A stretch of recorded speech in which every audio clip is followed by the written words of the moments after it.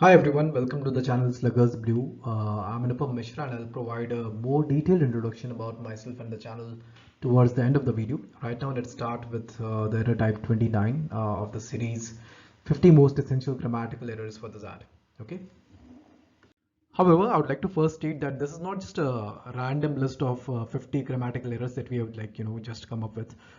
There's in fact quite a logical process involved in creating this list, and the same process I've explained that in detail in a separate video, which you can access by clicking on the link on the top right corner of your video. Okay, so this diagram pertains to that. I've explained all of this in that video there. Okay, so you can watch it if you want. Okay, so error type 29 is basically the second case of semicolon usage. Okay, and this is specifically applicable in cases in sentences or expressions which involve a sort of a list, but more than that, the list also happened to be a little complicated. Okay, so to demonstrate, let's consider the first example. It says the congregation has people who have come from New Delhi, India, Beijing, China, Tokyo, Japan, and other places as well. Now, don't you think there's something this seems a little odd, right? New Delhi and India. Why would they want to write New Delhi and India separately, or maybe Beijing and China? Again, why would they want to write Beijing and China? Beijing happens to be the capital of China, and New Delhi happens to be the capital of India, and in fact, Tokyo happens to be the capital of Japan. So probably what they meant to say here was that the congregation has people who have come from New Delhi in India, have come from Beijing so far as China is concerned, and have come from Tokyo so far as Japan is concerned, right? And then that's the problem with the comma, right? Beyond a certain degree of complexity, the comma is simply not enough, and then that's exactly where a semicolon comes in.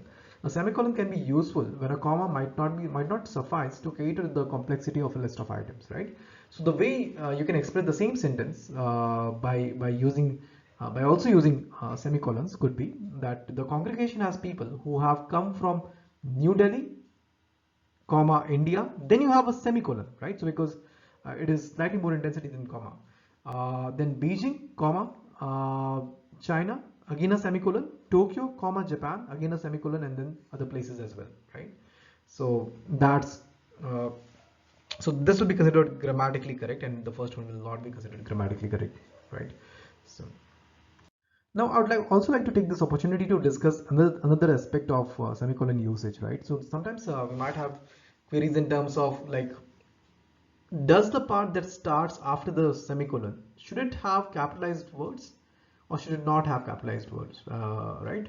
See, the answer is, well, normally, unless it's a proper noun that requires the usage of capitalized letters, because it's a proper noun and because it's something unique or something like that.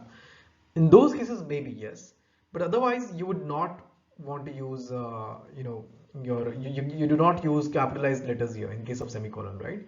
So the sentence, for example, here which says Charlie ordered a biryani for dinner. He plans to have a feast tonight. So he with a capital H does not make sense here. Will be considered incorrect. Okay. Rather, it should be Charlie ordered a biryani for dinner. He plans to have a feast tonight. Right. So that will be correct.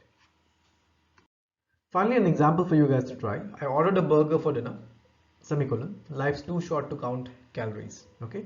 Let me know if you think the sentence is correct, grammatically correct. If not, what should be the rectified version of this? Finally, guys, my quick introduction. I'm Anupam Mishra and I'm Lucknow alumnus. I have worked in the past with organizations such as Hotstar, UNICEF, Apollo TAS, IMS, etc. I've also worked with an academy as an educator in the past, recognized by their Johnny Ive Award. And I was regarded as one of the top VRC educators that they had. These are my CAT credentials, and Sluggers is basically my endeavor to plug in all the crucial gaps that I believe there are in the test prep industry, starting with the CAT exam. Okay, now, yeah, so that's about me. Do move on to the next error. Okay.